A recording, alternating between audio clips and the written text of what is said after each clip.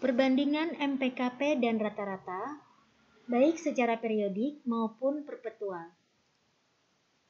Persediaan barang dagang akhir dengan metode MPKP periodik sebanyak 15 dus senilai Rp925.000, sedangkan metode rata-rata periodik menunjukkan nilai persediaan barang dagang akhir sebanyak 15 dus dengan nilai Rp913.636,36.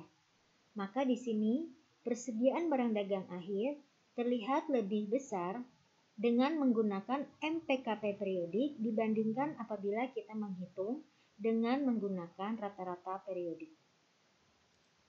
Apabila dilihat dari sisi beban pokok penjualan dan laba bruto, maka beban pokok penjualan dengan metode MPKP periodik sebesar Rp2.425.000 akan lebih kecil dibandingkan apabila menggunakan metode rata-rata periodik, yaitu kita lihat beban pokok penjualannya sebesar Rp2.436.363,64. Sedangkan laba brutonya akan menjadi lebih besar dengan menggunakan metode MPKP periodik dibandingkan apabila kita menggunakan metode rata-rata periodik. Di sini laba bruto MPKP periodik sebesar Rp215.000, sedangkan dengan menggunakan rata-rata periodik, laba brutonya adalah Rp203.636,36.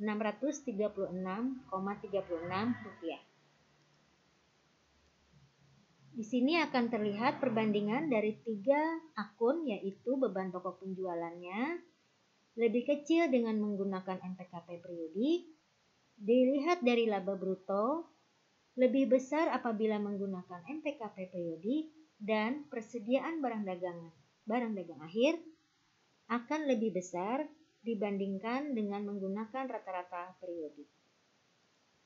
Selanjutnya akan kita bahas tentang perbandingan metode MPKP perpetual dengan metode rata-rata perpetual dari sisi persediaan barang dagang akhir.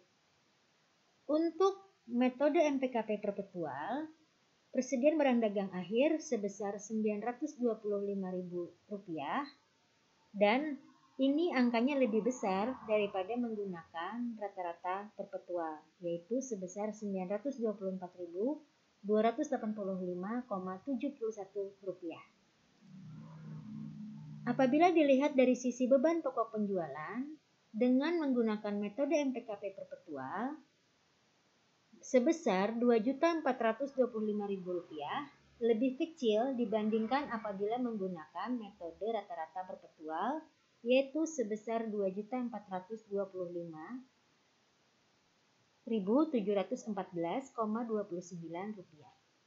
Sehingga laba bruto yang didapatkan dengan metode MPKP perpetual lebih besar dibandingkan apabila menggunakan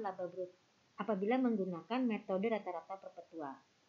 Di sini laba bruto dengan metode MPKP perpetual sebesar Rp215.000 dan ini nilainya lebih besar daripada laba bruto dari metode rata-rata perpetual sebesar Rp214.285,71.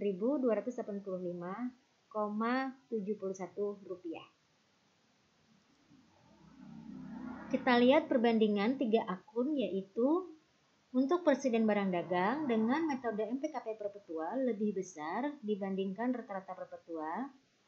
Untuk beban pokok penjualan dengan metode MPKP perpetual lebih kecil dibandingkan dengan rata-rata perpetual, sehingga laba bruto dengan menggunakan MPKP perpetual lebih besar dibandingkan dengan rata-rata perpetual. Demikian perbandingan antara MPKP dan rata-rata baik secara perpetual maupun periodik. Terima kasih, semoga bermanfaat.